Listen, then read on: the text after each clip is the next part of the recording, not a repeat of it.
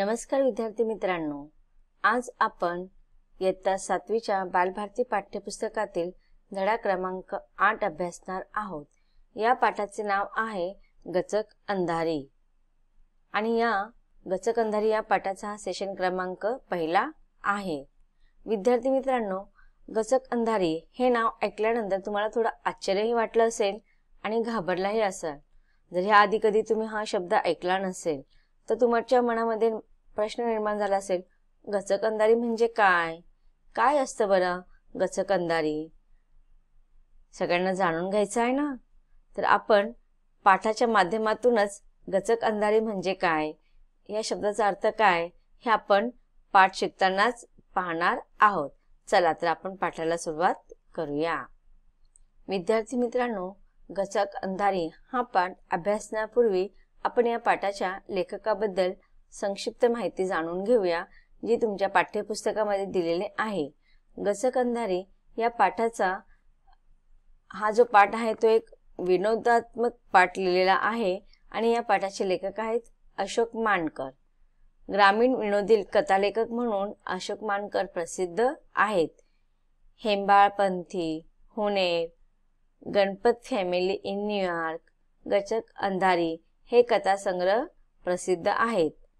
चित्रपट, दूरदर्शन मालिका, माहितीपट यासाठी कथा आणि संवाद लेखन अशोक मांडकर यांनी केलेलं आहे। गचक अंधारी हा शब्द तुम्ही कदाचित याआधी ऐकलाही असाल किंवा नसाल, पण गचक अंधारी म्हणजे काय? तर बघा, लहान मुलांना घाबरवण्यासाठी घरातील मोठी माणसं काल्पनिक भूतांची किंवा जनावरांची मुलांना भीती घालत असतात। तर त्यावेळेस ज्या शब्दांचा प्रयोग केला जातो ना, तर त्यापैकीच एक गचक अंधारी हा शब्द आहे। बघा, कधी कधी लहान मुलं जेवत नसतील तर आई सांगते भोकाडी आला किंवा राक्षस आला, भूत आला की नाही। तसंच जेव्हा एखाद्या वेळेस आपली मुलं ऐकत नसतील ना, तर असंच आपण ह्या चेटकिणीच्या किंवा राक्षसांची नावं घेऊन त्यांना घाबरवत असतो की भोकाडी आला। तसंच मग या पाठामध्ये सुद्धा एका वडिलांनी आपल्या मुलाने जो हट्ट केला होता तो हट्ट त्याने करू नये म्हणून त्याला गचक अंधारी नावाच्या एक काल्पनिक जनावराची भीती दाखवतात आणि त्यामुळे तो मुलगा खरोखर घाबरतो।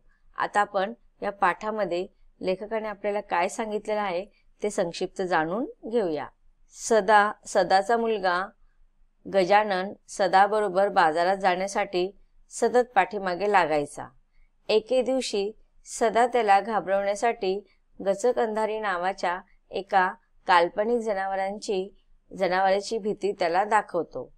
पावसाच्या तडाख्यातून वाचवण्यासाठी गावात शिरलेला वाघ व बाजाराला निघालेला सदा यांच्यात ज्या घटना घडतात त्या विनोदी व मार्मिक शैलीतून लेखकाने इथे मांडलेल्या आहेत। बघा, इथे दोन पात्र लेखकाने सांगितलेला आहे, एक आहे सदा आणि दुसरा आहे गजानन।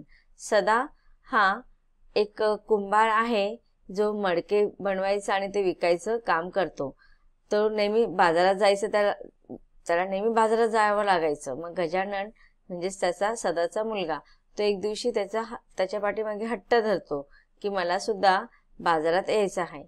मग सदाला त्याच्या मुलाला बाजारात न्यायचं नसतं म्हणून त्याला घाबरवण्यासाठी तो गचक अंधारी नावाच्या काल्पनिक भूताचं किंवा जनावरांचं नाव सांगून त्याला घाबरवतो। आता बघा, ज्यावेळेस सदा त्याच्या मुलाला घाबरवतो पण पुढे तीच घटना त्याच्याबरोबर घडते आणि खरोखर ते गचक अंधारी नावाचं जनावर किंवा पशु त्या सदाला खरोखर भेटतं का आणि त्यामुळे सदा घाबरतो का? मग सदाबरोबर काय होतं हे सविस्तरपणे आपण या पाठाच्या माध्यमातून विनोदी शैलीमध्ये लेखकाच्या शब्दात समजून घेऊया। एका गावात सदा व सखू नावाचे जोडपे राहत होते। त्यांना गजानन नावाचा मुलगा होता।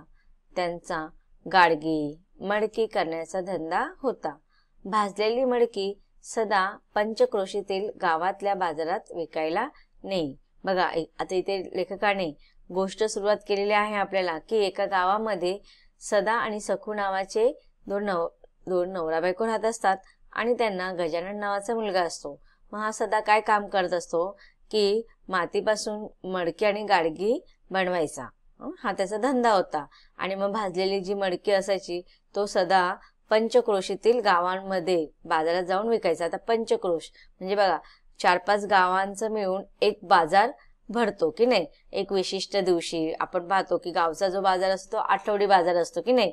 मग एका गावी सोमवारी बाजार भरतो, तो काही ठिकाणी मंगळवारी, काही ठिकाणी बुधवारी, गुरुवारी, शुक्रवारी, शनिवारी, रविवारी अशा विविध वाराला विविध गावातले बाजार भरत असतात.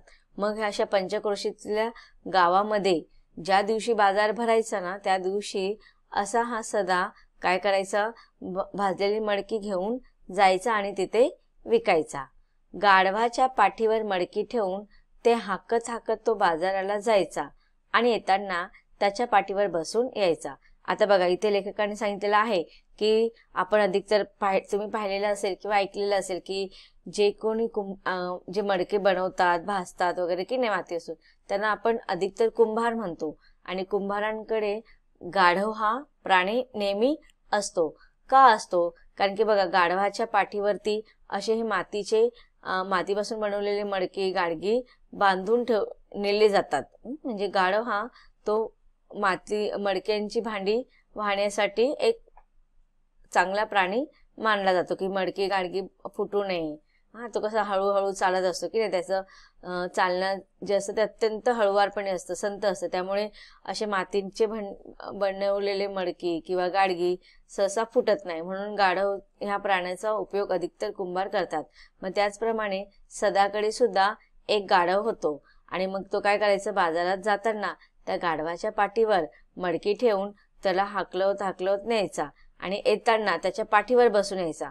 म्हणजे बघा याच्यावरून आपण असं म्हणायचं का की जाताना जेवढी मडकी तो घेऊन गेलेला असायचा सदा तो पूर्ण विकून यायचा का? कारण की येताना तो काय करायचा, मडकी नसायची, फक्त तो गाढवाच्या पाठीवर बसून यायचा. आता जाताना तो गाढवाच्या पाठीवर बसायचं नाही. का नाही बसायचं? कारण की गाढवाच्या पाठीवर अगोदरच ओझी असायची. कशाची? मातीपासून बनवलेल्या मडक्यांची किंवा गाडग्यांची. पण येताना ते मडके आणि गाडगे विकले गेलेले असायचे की नाही, मग त्यामुळे ते ओझी कमी झालेले असायचे. आणि मग जर समजा कधी कधी एखाद्या बाजारात मडकी जर शिल्लक राहत असेल तर तो काय करायचा, तो कोण्या ओळखीच्या घरी ठेवायचा. मग आता बघा नेहमी तो त्या गावातल्या बाजारामध्ये जायचा, म्हणून लोक कसे ओळखतात की नाही एकमेकांना. नेहमी आपण एखाद्या व्यक्तीकडनं नेहमी आपण एखादी वस्तू घेत असू तर आपली ओळख होते. मग तसंच सदाचे सुद्धा ज्या ज्या गावामध्ये जाऊन तो मडकी विकायचं काम करायचं तर त्या गावामध्ये त्याच्या अनेक लोकांबरोबर ओळखी व्हायच्या. मग अशाच कोणाच्या तरी ओळखीच्या घरी तो उरलेले मडकी ठेवायचा आणि येताना रिकाम्या गाढवाच्या पाठीवर बसून यायचा. सदाचे व्यवस्थित चालले होते. आठवड्यातून 2दा-3दा आपले वडील कुठेतरी बाजाराला जातात हे लहानग्या गजाननला कळू लागले होते. वडिलांबरोबर बाजारात जाण्यासाठी तो आता सारखाच हट्ट करू लागला होता. आता बघा सदाचा दररोज तो वेगवेगळ्या गावच्या बाजारामध्ये जायचा आणि आपली मडकी विकून यायचा आणि त्याच्यातून त्याची जी काही शिल्लक वगैरे होती ती व्यवस्थित पडत होता. म्हणजेच व्यवस्थित त्याचा बाजारभाव व्यवस्थित मिळत असल्या कारणाने त्याचं चांगलं घर संसार व्यवस्थित चालला होता. आणि मग आठवड्यातून 2-3 वेळा आपले वडील कुठेतरी बाजाराला जातात हे लहान त्याच्या मुलाला म्हणजेच गजाननला कळत होते. आणि म्हणून तो प्रत्येक वेळी जेव्हा सदा बाजाराला निघायचा त्यावेळेस सदा जाताना त्याचा मुलगा गजानन सारखाच हट्ट करायचा की मला सुद्धा बाबा तुमच्याबरोबर यायचं आहे. मग दरवेळी त्याची समजूत घालता घालता सदा आणि सखू मेटाकुटीला येत असत. बघा मग आता प्रत्येक वेळी लहान मुलांचे हट्ट बघा भरपूर असतात की नाही, आणि ते हट्ट करत असताना कधी कधी खूप आक्रोश करतात, तांडव करतात, रडतात आणि मग कधी कधी आई वडिलांना त्या मुलांचे समजूत काढताना नाके नव्हायचं. मग तसंच दरवेळी त्या गजूची समजूत काढताना सदा आणि सखू म्हणजेच गजूच्या आईला काय व्हायचं, नाईलाज असतो त्याला त्याचा तो हट्ट किंवा त्याने जो काही हट्ट रडायचा तर ते हे करत असताना त्यांच्या नाके नऊ यायचे.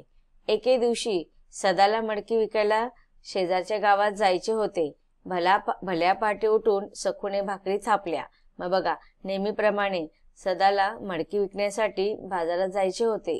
एके दिवशी सदाला मडकी विकायला शेजारच्या गावात जायचे होते. नेहमीप्रमाणे सदाला मडकी विकण्यासाठी शेजारच्या गावामध्ये जो काही बाजार भरणार होता तिथे त्याला जायचं होतं. भल्या पहाटे उठून सखुने भाकरी थापल्या. आता बघा, बाजारात जायचं म्हटल्यावरती खूप लवकर उठावं लागायचं आणि ज्यावेळेस सदाला असं बाजारात जावं लागायचं त्यावेळेस त्याची पत्नी सकू काय करायची, लवकर उठायची आणि त्याच्यासाठी भाकऱ्या थापून द्यायची, म्हणजे भाकऱ्या बनवून द्यायची. शिदोरी बांधून दिली. शिदोरी म्हणजे काय, न्याहारी. जसं आपण आता नाश्ता वगैरे करतो की नाही, मग तसंच शिदोरी एका कपड्यामध्ये किंवा झुडक्यामध्ये भाजी, भाकर, चटणी, भाकर काही दिली जाते. त्यालाच गावच्या ठिकाणी न्याहारी म्हटली जाते. मग सकू लवकर उठून भाकरी थापून सदाला शिदोरी बांधून देत होती. त्यावेळी गजा गाढ झोपला होता. सदाला ज्या बाजाराला जायचे होते तिथे मागची मडकी शिल्लक होती. त्याने ती ओळखीच्या घरी ठेवली होती.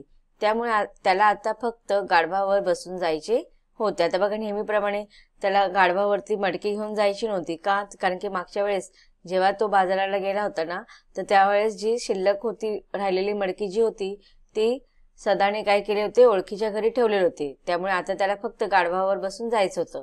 त्याने गाढव रात्रीच गावात चरायला सोडले होते. ते शोधले आणि त्यावर बसले की परस्पर निघायचे. या बेताने सदाने आवरले. अंगलातल्या चपल्या पायात सरकावल्या. तो बाहेर पडणार, तोच गजाला नेमकी जाग आली. बघा, आपल्या घरामध्ये पण असं होतं की नाही, जेव्हा वडील कामाला निघतात आणि त्यावेळेसच मुलाला जाग येते, किंवा मग आई जर कामाला जात असेल तर आई लवकर त्याची नजर चुकून जाण्याचा प्रयत्न करत असते, पण अचानक आई घराच्या बाहेर पडते आणि मुलाची नजर जाते. तर त्याचप्रमाणे सदा सुद्धा त्याला माहिती होतं की नेहमीप्रमाणे गजू आता आपल्याकडे हट्ट करणार, म्हणून तो काय करत असतो, लवकर जाण्याच्या बेतामध्ये असतो आणि अंगणात जाऊन तो चपला घालणार. तेवढ्यातच काय होतं, गजाला नेमकी जाग येते. खाटेवरून धाडकन उडी घेऊन पळतच बापाजवळ येत त्याने गिल्ला केला. गिल्ला करणं म्हणजे हट्ट धरणे किंवा आकंतांडव करणे. मी येतो. सदाने डोक्याला हात लावला. आता बघा, सदाला माहिती होतं की हा उठला आणि आता त्याने जोरजोरात आकंतांडव केलेला आहे की तो पण येण्याच्या पाठीमागे हट्ट धरत आहे. तर आता तो त्याचा हट्ट पूर्ण केल्याशिवाय ऐकणार नाही आणि म्हणून सदाने काय केलं, डोक्याला हात लावला. रात्री सदाच्या गावालगतच्या परिसरात जोराचा वादळी पाऊस झाला होता. विजा कडाडल्या होत्या. गारपीट झाली होती आणि त्या तडाख्यात एक वाघ सापडला होता. बघा, एकीकडे लेखकाने सदाच्या घरातील प्रसंगाचं वर्णन केलेलं आहे, तर त्याच वेळेला दुसरीकडे आता आपल्याला सांगत आहेत की रात्रीच्या वेळेस काय झालं की सदाच्या गावाच्या आजूबाजूच्या परिसरामध्ये खूप वादळाचा पाऊस झाला होता आणि विजा वगैरे कडाडल्या होत्या. गारपीट म्हणजे गारांचा पाऊस पडलेला होता आणि ह्या तडाख्यामध्ये एक वाघ सापडला होता. वाघाने बावचळून आपल्या जागेवरून पळ काढला होता. आसरा शोधत तो सदाच्या गावात येऊन धडकला. आसरा म्हणजे आश्रय. पहाटेपर्यंत कुठेतरी आश्रय घेऊन झुंजूमुंजू होताच इथून निघून जाऊ, या हिशोबाने वाघाने गावात जागा शोधण्याचा प्रयत्न केला. आता बघा, जंगलामध्ये जेव्हा असं काही वादळ वगैरे होतं त्यावेळेस जास्त प्रमाण त्याचं असतं, त्यामुळे वाघाने सुद्धा जंगलातील त्याची जागा सोडली होती आणि तो गावामध्ये, सदाच्या गावामध्ये येऊन पोहोचला होता. मग त्याने पण असा आश्रय घेऊन विचार केला की पहाटेपर्यंत आपण कुठेतरी थोडा आडोशाला थांबूया आणि सकाळी झुंजूमुंजी म्हणजेच पहाट झाल्यावरती की लोकांची रेलचेल सुरू होण्याच्या आधीचा जो वेळ असतो पहाटेचा, त्याला आपण झुंजूमुंजू म्हणतो. तर झुंजूमुंजू होताच वाघ विचार करतो की मी तिकडनं निघून जाईल आणि ह्या हिशोबाने वाघाने गावामध्ये जागा शोधण्याचा प्रयत्न केला. इकडे शोध तिकडे शोध करत करत त्याला एक पडके खिंडार दिसले. पडके खिंडार म्हणजे जिथे बघा आता घरं वगैरे पडलेले असतात आणि मग त्यांच्या भिंती वगैरे पडलेले असतात की नाही, त्याला आपण पडके खिंडार असे म्हणतो, जिथे कोणाचा वावर नसतो. आता जाऊन वाघ बाजूच्या भिंतीलगत उभा राहिला. ही सदाच्या घराची मागची भिंत होती. आता बघा, जेव्हा वाघावरती हा प्रसंग आला होता आणि तो आश्रय शोधण्यासाठी गावात शिरला तर नेमका अशा पडक्या खिंडारजवळ जाऊन उभा होता आणि ती जी काही पडकी खिंडारची जी भिंत होती ना, त्याच्या भिंती लगतच सदाच्या घराची मागची भिंत लागून होती. साहजिकच खिंडारात भिंतीशी उभ्या असलेल्या वाघाला सदाच्या घरातले बोलणे स्पष्ट ऐकू येत होते. मग बघा, आता सदाचे जे घर होतं त्याच्या पुढच्या आवारामध्ये, प्रांगणामध्ये किंवा अंगणामध्ये सदाच्या घरातील बोलणं चालू होतं आणि ते बोलणं सदाच्या पाठच्या भिंतीपर्यंत ऐकू जात होतं आणि त्या भिंतीच्या पाठीमागे मोडकी भिंत जी होती त्याच्या आडोशाला वाघ उभा होता आणि हे वाघाला सदाच्या घरातील, प्रांगणातील, अंगणातील सगळे बोलणं सहज आणि स्पष्ट ऐकू येत होतं.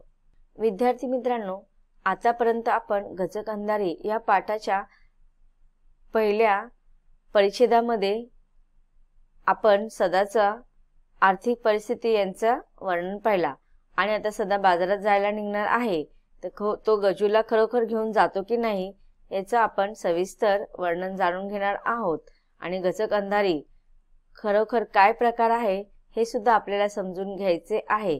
पण आपण हा सर्व प्रकार पाठाच्या पुढील भागामध्ये पाहणार आहोत. धन्यवाद.